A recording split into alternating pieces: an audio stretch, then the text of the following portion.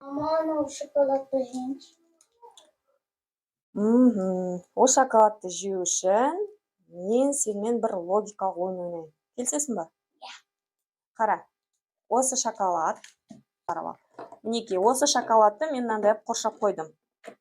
А сен бұны осы қоршаудан шығаруың керек. Қалай ойлайсың? Жоқ. Осы қоршаудан шығару үшін екі таяқшаны ғана қозғатуыңа болады.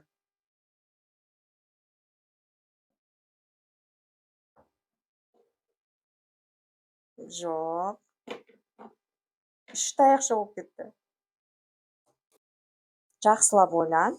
Онша мен жеп қоям шоколадты.